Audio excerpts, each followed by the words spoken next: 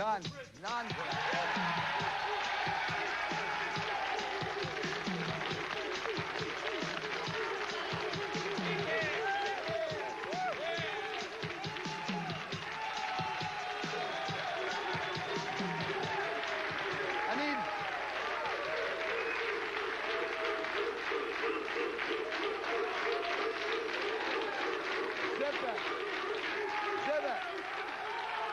Help me out here.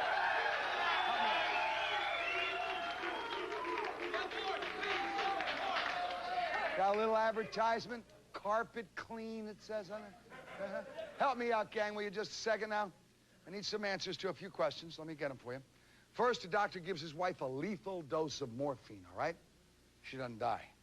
He gives her more. She still doesn't croak. His stepfather smothers her with his hand. Now, is that assisted suicide or is that murder? Now, I got another one for you. A husband in Florida shoots his wife dead to save her from, quote, perfect horror of Alzheimer's disease. Euthanasia or finally, all right? A perfectly healthy couple in their 80s, I mean as healthy as you can be in their 80s, are tired of living. He shoots and kills his wife, then he turns the gun on himself and kills himself. That's legal extermination or... Listen, gang, we're going to start killing anyone who's unhappy, who's mentally retarded, who's sick. If that were the case, I'd kill half my producers. Hell no! We all have the right to live until the good Lord Almighty decides it's time to split. Let's go.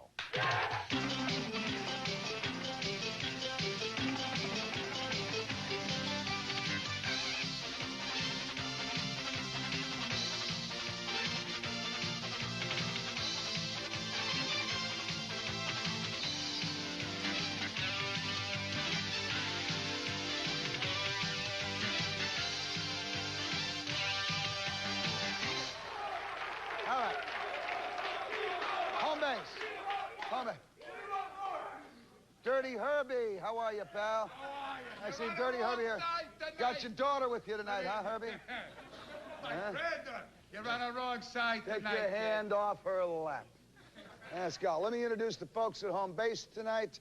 We have Rita Marker, who is the director of the International Anti-Euthanasia Task Force. Rita, how are you?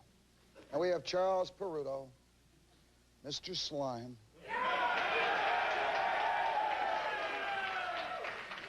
Who is here tonight to support your right to die. Good. Start with you, Charlie, baby. As an attorney who spends much of his time trying to save the lives of murdering criminals, I imagine what I just talked about in the opening absolutely turns your flesh to crawling. Am I right? I'm crawling. No, you agree that these were murders, right? With criminal malpractice, because you'd be so stupid as to not perform the required tests, because there are tests you can perform. Yeah, and anybody would declare somebody brain dead that they're not is an absolute idiot, should go to jail himself. There are I mean, because I think if we start criteria committing murder anytime we want to, just because we think a person wants to be killed, the state has opened the door to sponsoring murder of the retarded, the paralyzed, people when they get elderly. Obviously, we're going to get carried away with it. And I'm talking about very limited circumstances. I'm not but see, Charles, I'm not so in favor of it that it's in all I cases. see the card, don't worry about that. Here's the thing that bugs me. We heard the same crap in 1970 when they started talking about abortion, all right? They said it'll only be used for women to protect their lives when they're sick. And then it's stretched out to it'll affect their health, it'll be used. So finally, they sold the bill of goods, and abortion became the law of the land in January 22nd, 1973, all right? I'm glad, Herbie, you should have been the first one aborted, all right?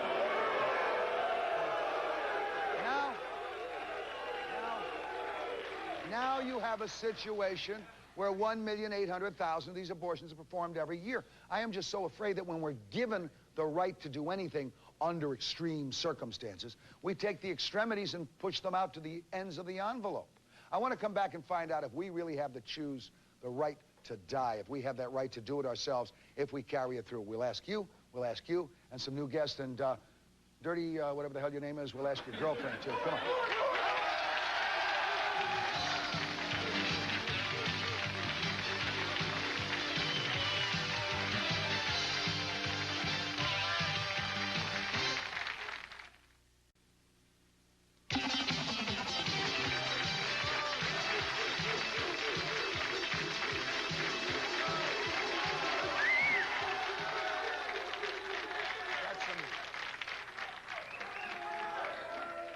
got some new players for you at home base. We've got gentleman Dr. George Isayu. Isayu. All right, you're with the National Catholic Physicians Guild? That's correct. All right, sir, and at loudmouth number 2, we have Harry Higgins. How are you, Harry? Harry Higgins, who helped his dad die. Right. Nice to see you, Harry. Yeah. We've also got Filthy Herbie over here.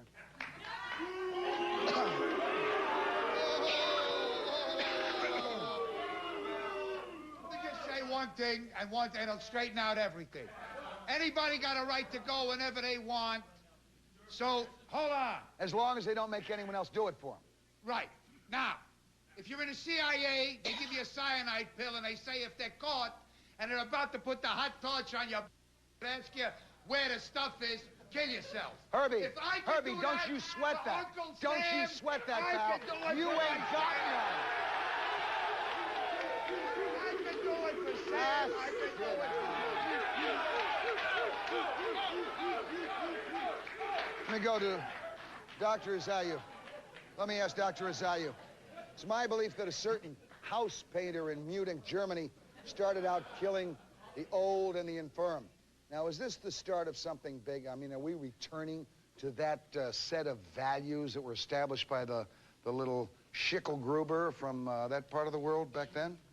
Well, I believe there's a lot of similarities. In Germany, we study what happened long before Hitler came on the scene. Abortion was rampant. Killing children who were defective was becoming rampant.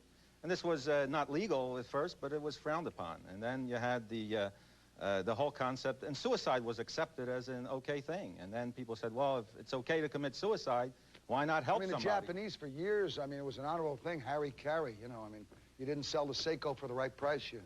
And then they said, well, if somebody wants to commit suicide, but he can't do it, somebody's got to help him. And then they said, well, this guy, the substituted judgment came in. He can't tell us he really wants to commit suicide, but we believe he would do it if he could. So we'll get him. That's where you got to draw the line. Only in clear cases where they absolutely want to die, and you're sure it is their wish. What if a guy has a living will and with. writes that in a living will? The whole legal system. Then honor it. No, let me go to Harry Higgins here for just a second, all right? Harry, you recently sat by and watched your dad die, all right? Tell me about how that happened, and tell me about your use of the living will. My father was allowed to die on December the 3rd. Just recently? Yes, December past. He requested and signed a living will April of that year. Was that before he became ill? No, it was about 6 months after. What was his illness? Lung cancer, advanced emphysema. Right, good move. Dad always said he was afraid of pain, not death. And he asked me to enforce that living will that said he wanted no artificial means or heroic measures to sustain his life. Same thing my dad had in his will.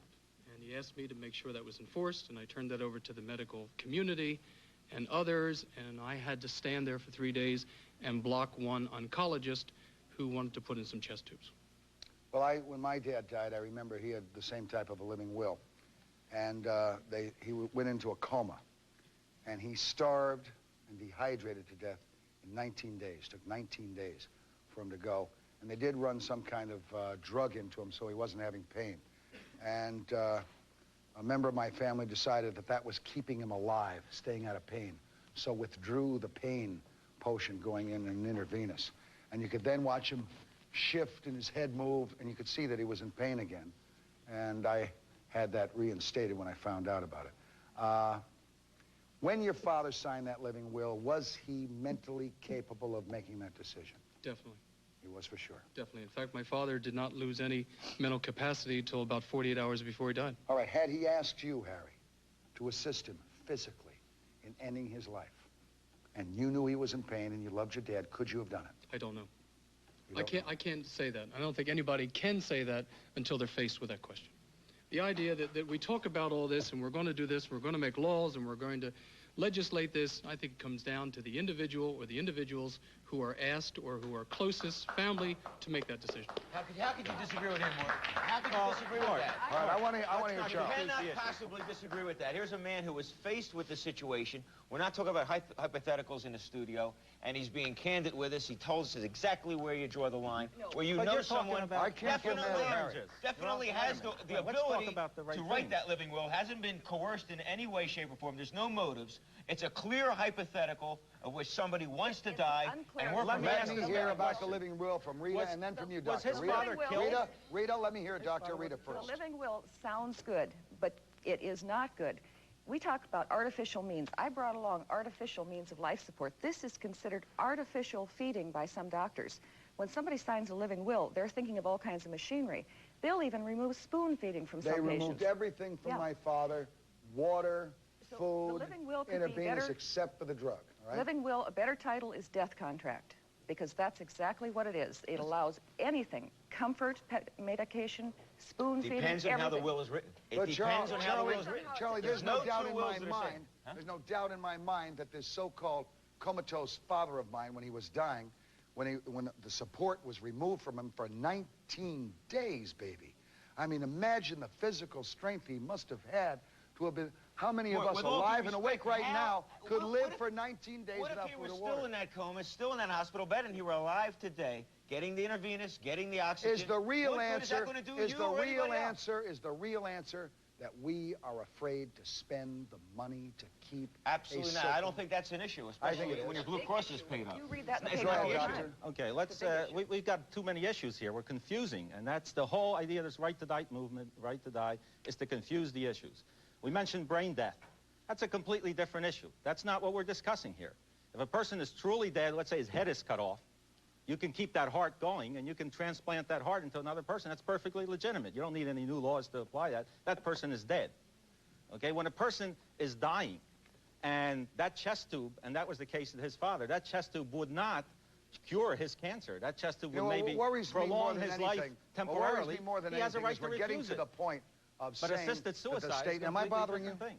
Good, thank you. Hey, you gotta let me finish. We're getting to the point where we're saying the state is going to have the right to sentence us to death just for being ill. Watch what happens next.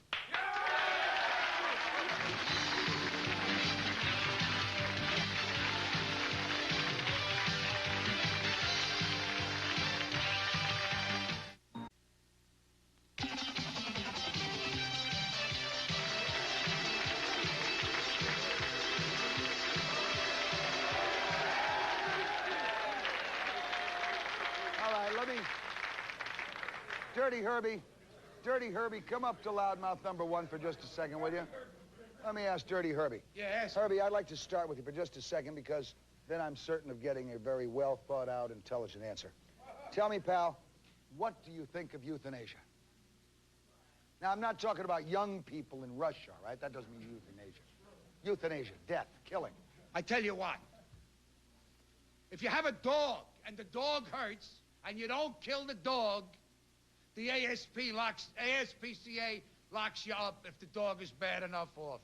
If you can't you do for somebody you love what you can do for your own dog? How do you know it's good? How do you know it's good? Herbie, if you know. Herbie. How do you know death is good for that person? Bad argument, man. Are you comparing human beings with dogs? No, I'm not comparing human beings to dogs.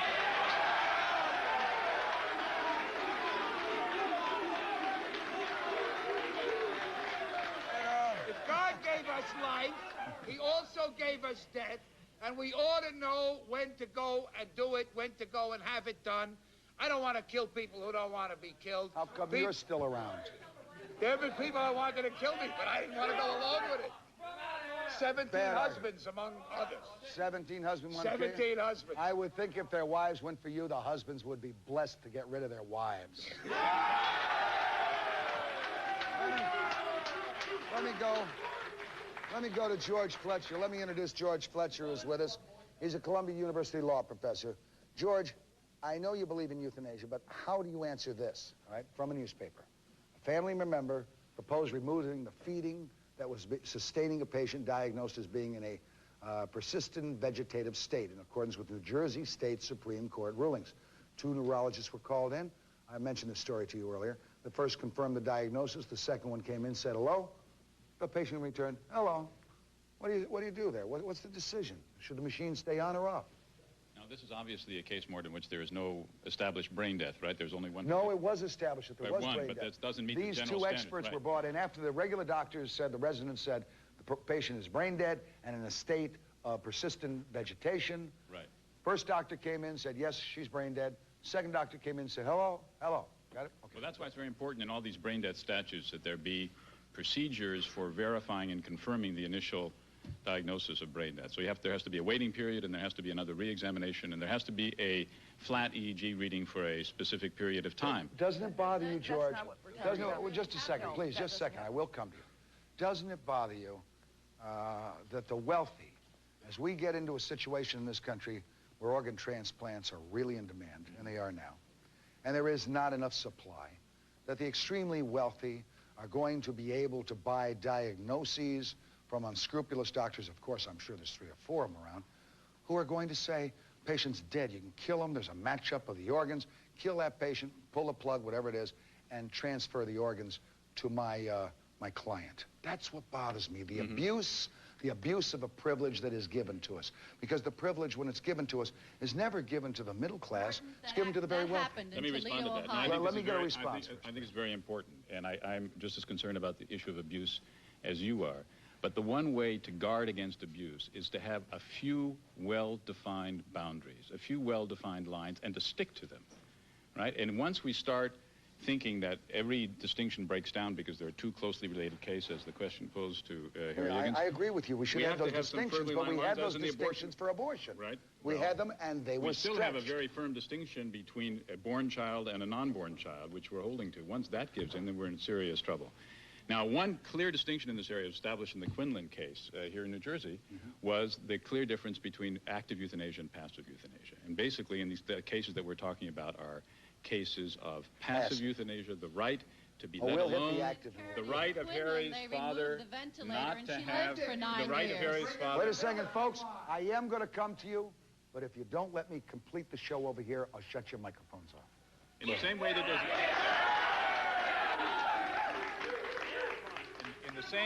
In the same way that there's a basic constitutional right to life, there's a basic constitutional right to privacy. And in the case of Harry's father, for example, there was a serious issue of his privacy, his right to be let alone, not to be interfered with artificial means at the terminal stage of his life. Now let me go over here. You started to say something. Right now, in every state, there's the common law which permits anyone to not have any medical treatment invading their bodies. This has always been the law. We don't need a living will to honor it. In this particular case, in New Jersey, where the one of the people was diagnosed as in a persistent vegetative state, Karen Ann Quinlan had a ventilator removed. She lived for 9 years more. That's fine. Other people have been defined as persistent vegetative state, which is a new term in order to make the patient look more like a vegetable than a person. Same as babies became fetuses. That's correct. Absolutely incorrect. That is not so. The doctor who coined the phrase was the one, and Nancy Ellen Jobes is the one who coined the phrase. Now, were you opposed to turning off the machine? The common law does not say that in any way, shape, or form. In the Quinlan case, let me hear from Charles a second, please. Ventilator is turned off. The patient can still breathe air. But when food and water are removed, a patient cannot manufacture food and water. They need that to live, not to get better, not to cure any illnesses, just to maintain the status quo so that they die of their illness rather than of starvation, which is a very painful death. Absolutely incorrect. There is no such thing as common law that says that you don't have to have your body invaded, etc. If a doctor knows that all you need is a shot of drug X, otherwise you will die, and you don't give him shot X, that doctor is criminally responsible in Pennsylvania. In the state of New Jersey, they have just... But Ann, you had made a blanket statement that the states, period. About the living will, common that's law, common law, folks, meaning law that is just taken... has a right to an informed consent. And what you said is not true. In Pennsylvania, in my case, the oncologist was on her way in to put the chest tubes in my father's chest, and she had the living will in her file, as did the whole telemetry group. I had to be there to say to her, no. That's not what my father wanted. You're going to let him die without those chest tubes, and she said, I'm going to be in to put him in. Turns out she didn't show up. Did your father starve to death? No, he did not. Let me ask Charles. Wait a second. Question. We're getting caught up in semantical bull, all right? Let me ask Charles a question. Charles, let me come back and say, if you remember that case in Westchester County, New York, two sisters tried to force the court to allow them to remove a feeding tube from their mother. They wanted to starve her to death. Now, is that dying with dignity? No. Not at all. I don't think that's dying with dignity. Starving to death is never dignified. But that's exactly what the right to die people want to do. The problem we have is this.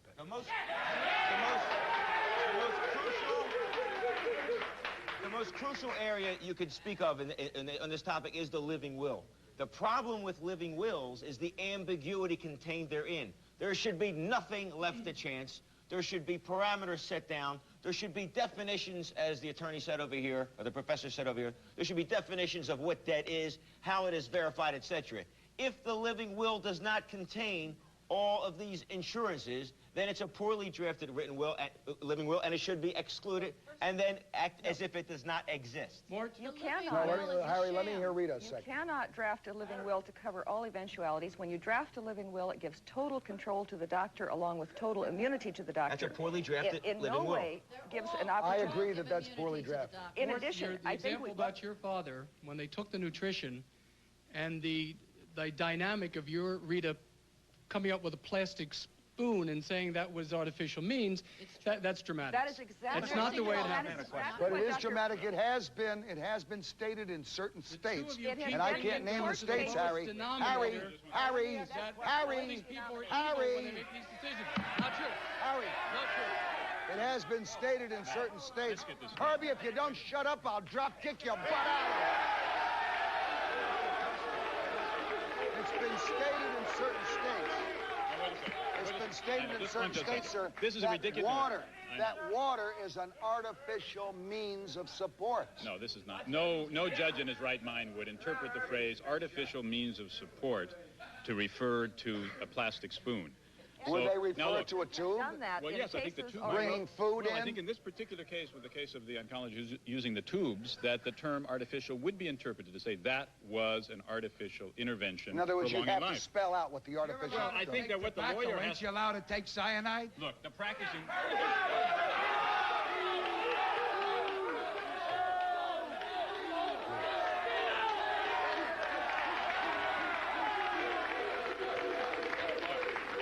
Look, we don't want to get caught up. You don't want to get caught up in these semantic arguments, right? These are technical problems. A lawyer, just wait a second. A lawyer drafting a living will has to put in the living will, and by artificial I mean this, and I don't mean that. Specification. That's a minor problem. Specification. Look, there's only one basic question.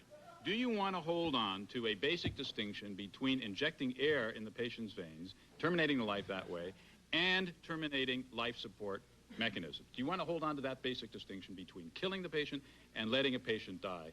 Either way, you're killing the patient. No, you're not. No, you're not. If you remove the life-feeding support system, you're killing. It isn't? No. How'd you like to starve to death for 19 days, Well, now you pal? get, no, look, there are, when you go into a hospital and you put yourself in the care of a doctor, you have some, and you and the family have expectations as to what the doctor is going to do for you. He won't be on the golf course when I need him. No, one of those expectations is that you'll receive routine medical care. I'm sure that Dr. Isayo agrees with this basic distinction between extraordinary and ordinary means used to keep the patient alive. You're entitled, when you're in the hospital, to the ordinary routine care, which Let's get a little tougher for a second. Rita, what about the couple, 80 years old, they're in good shape, they're healthy for 80-year-olds, and they decide, you read the story, they decide to jointly, and there was a movie about this, I believe, to jointly kill each other.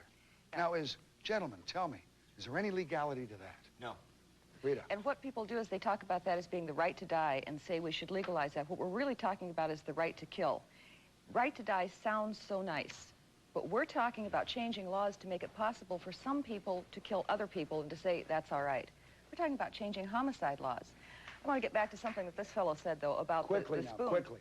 In court cases, that has been brought up by the right to die people, saying that you should not spoon feed people who are misdiagnosed as being in a persistent vegetative state because they wouldn't die if you spoon fed them.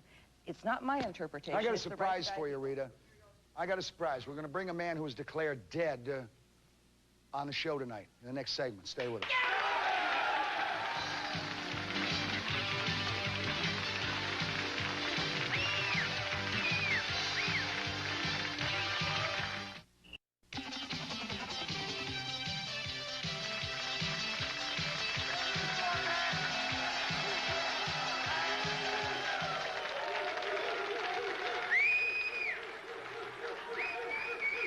I want to go to a lady. Want to go to a lady who was with us. Her name is Amanda Johanning. Her husband believed in the right to die concept. Yes. As a matter of fact, he believed in it for all of his wives and Amanda's. Tell us, Amanda, about your husband's abuse of the right to die laws and the death of his wives. Okay. Go ahead. I was married to a man who abused his wives, obviously. The marriages usually ended up in divorces. All 3 wives, I'm number 3, ended up the same. We were divorced with abandonment or desertion. In my case, that was then even amended. Where's the right to die stuff? Okay. That's what I want to hear. All right, look at it in a moment. The divorce case, I don't want to hear about. After that, after my divorce, my husband had a common law wife, Hilda Peters. How many wives did he have before you? 3. I was 3. number 4. How did they go? Are they still alive? No. Oh, not that dead? I know. They're dead? Well, I'm alive. How'd they die? How did his other wives die? The first one did not die. It's totally unknown what happened to it. She disappeared. She disappeared somehow. Okay. The second one died of poison. Poison. Mm-hmm. The ashes were sent to Germany. Okay, yeah. I'm number 3. Third one? I'm number 3, and I became crippled, and I believed that I was poisoned, and I told the judge so, and I told the court so. Did they check you to see if there was arsenic or anything? No, they didn't. The doctors didn't believe it either. They thought it was all in my mind. Now he's got a common law wife. She's still alive? No, she is not. How'd she die? That is... How'd she die? That is Hilda. Hilda? Hilda Peter. That's Hilda. How did Hilda die? May I comment on Yes, please comment on this. Hilda Peter is one of the 3 main cases in the state of New Jersey last year where the Supreme Court held that this former husband of hers, who brutalized what does this have his to wives... do with a right to die? Shut up.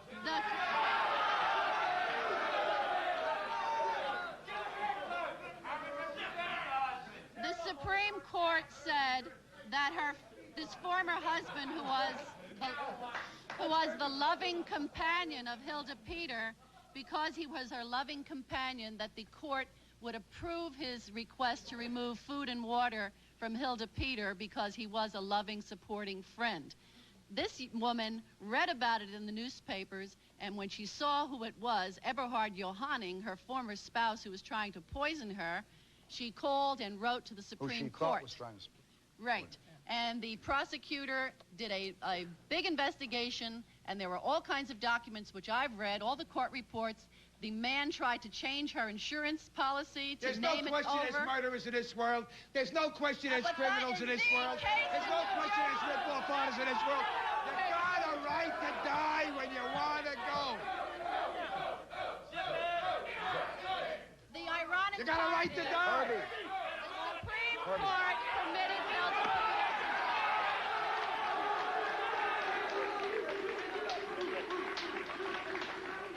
These your notes that you read These are my from? notes, yes. Now, your 5-day deodorant pad is 7 days old. It could be 8 days old. Herbie, now without your notes, give me an opinion. Everyone has a right to die, all right? We're not denying that. We're not denying that. No. All right? We are saying that no one has a right as To in kill this anybody, nobody. Nobody has that right, right? No. But this is a straight, outright case. If it's a murder, bust him. How do you bust them? How do you bust them when you got a society that is now starting to look upon this as a merciful way of helping someone from this plane into another one? It's a tough question. But how do you give a guy his right to die? Let me come back here. Let me go down here. Shut up. This young man's name is John. Hi, John. Hey, Mort. How are you, pal? John got hit by a car. Mm-hmm. And he went into the hospital, and they didn't think he was going to survive for 24 hours. But the he doctors made it. thought that. Right. But he made it, and he was going to die. He was in a coma. Yeah, they thought he was. But Did they come to you and ask you to do anything? No, not then. Because he was in a coma for 5 months. Mm-hmm. And the doctor came, and he said that he was going to be another case like Karen Quinlan. He was never going to come out of the coma. And then we heard about Dr. DiMancesco. which was involved in a Tacoma recovery program. So we called him in, and he said the damage was very bad. He was never going to be the same. How many years ago this happened? That was like 8 years ago. 8 years ago. Yeah, and he had How old was John when it happened? John was 2 weeks before his 21st birthday. So John's And 29 now. He's 28. 28. Right, 7 years, I'm sorry. Anyway, and the doctor had told us they put him in an institution and just forget about it. He was not going to get well. He's going to be as stiff as he was, like just in a coma for the rest of his life. But let me ask John a question. John, let me ask you a question. Go ahead. You're confined now to a wheelchair. Yeah. Would you rather be dead or in the wheelchair? I'd be like to be walking like I was. Right. But would you rather be dead? But I can't. All right, but you'd rather be in this wheelchair than dead, wouldn't you? Well, depends on the time. Okay, so there are times you get depressed. That's all right. Bless him. Let him answer for himself. A couple of times I tried suicide. A couple of times you tried suicide. Hurt. And it hurt? It hurt real bad. Suicide? Why did you try suicide, John? Because he had No, please let him answer. Because I wanted to go back to the hospital.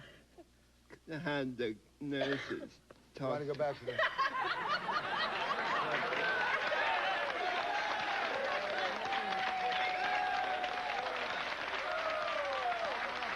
Hey. John, don't ever think about suicide again, all right? Tell you what, any nurses out there, when John starts feeling bad, make a visit to John. We'll be back. The audience comes to that night. Come on.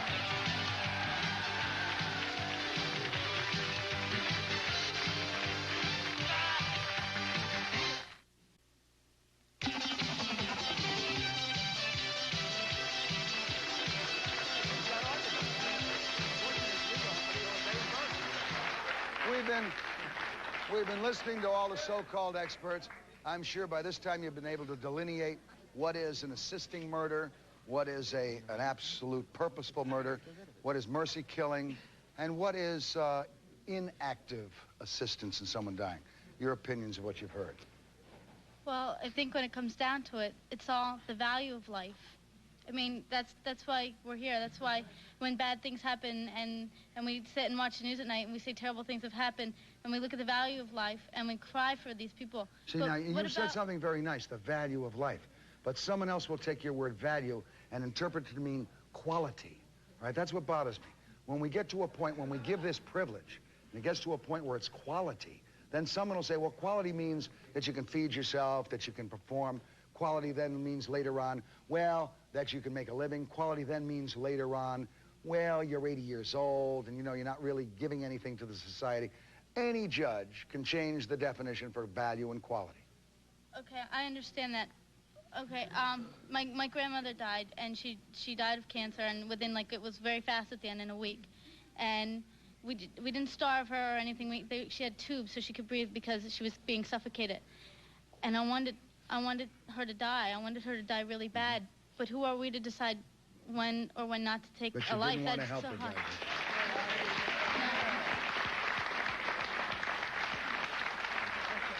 Morton, my question is, it was directed to Harry, but I want to open it up to everybody, is who's to decide if somebody is capable of writing a living will? If they want to, if they want to die, who is to make that decision? The lawyer. He said his father was sick. The lawyer shouldn't be allowed to make that decision. That's right. Well, let me answer that. His father was sick for 6 months. Who knew if he was drugged or how he was feeling depressed being in the hospital? Who's to make that decision? You know what I think, Charles, maybe should be a criteria here? We haven't brought it up, and it doesn't mean I'm favoring a living will yet, but there should be a panel of doctors who examine anyone who is going to sign a living will and determine that they are capable. When the will is made, it should be written by a competent attorney and witnessed by competent witnesses who are on a board of some sort. All right. Just more. Okay, no, I want to stay with the audience. I want to stay with the audience. I have to ask Harry a question. Right. Harry, you're going to be... Harry? Herbie. Herbie, stand up. You're going to be asked a question. If you interrupt me, I'll kill you. Now, the question. If your father... Your wife's too young for me. You'll never have a reason. Go ahead. If your father was dying, and they said he had 6 months to live, okay? And then this right to life crap and all this other... He signed this piece of paper, okay? Let's say he died in 5 months. and you pull the plug on them. What happens in 7 months or 6 months if they came out with a cure? What do you say, whoops? Yeah. Whoops? Okay. Morton, to address what he just said about the living will. Let me get an answer. Let me get an answer. Hold on. I think that's a choice the person has to make. Who? The person who's dying or the person who's doing the dying for them? No, the person who's dying. The person who's dying has to make that choice. And if he's made that choice beforehand, that if it gets so bad or if it gets to this stage, let me go. Or if he's able to articulate, bring me a pill. If he can articulate, bring me a pill, and he's sane, he's entitled to a pill. That's who and what. And if tomorrow they come up, hold on, and if tomorrow they come up with the cure for brain cancer, that's against he just the law. made a mistake. They come up with the cure for brain cancer, Herbie, you'll have a chance. I'll straighten out. Hold on. The attorney, quickly the now, attorney that's on the audience. The stand said something about having attorneys draw up living wills and having witnesses. Well, it's not done that way. It's just a sheet of paper that's given out in nursing homes. Be that way is what I'm saying. Well, I'm saying that in the state of New Jersey, they have a 36-page document being pushed before the legislature, and there's no place in that document for any of the guidelines that you're the lawyers control assessing. the legislature, will never get through, right, Morton? He's absolutely right. The lawyers are running the legislature just so they can legislate for themselves. Hey, we're going to come back to this audience. Stand by.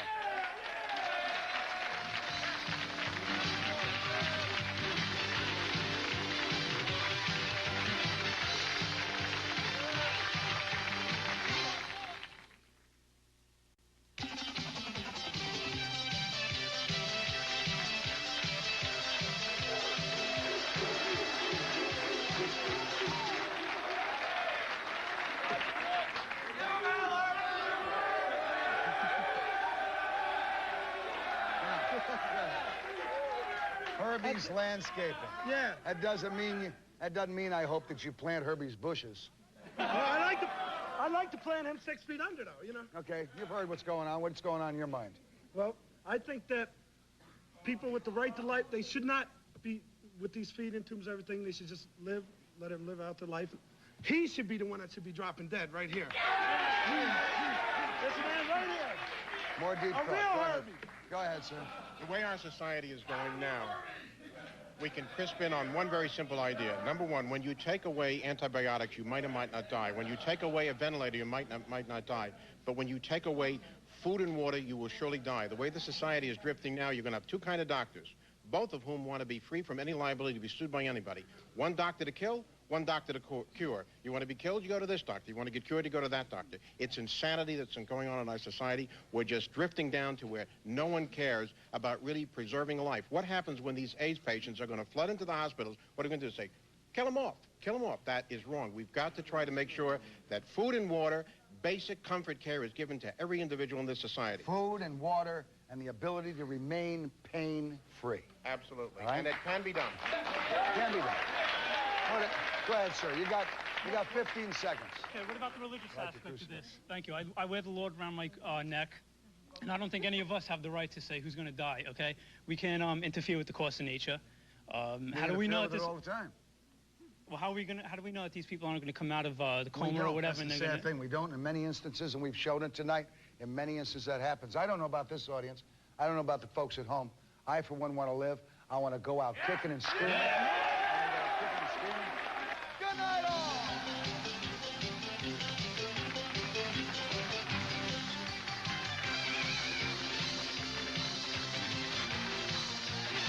Holy Crime Stoppers. It's the one, the only, the original Batman.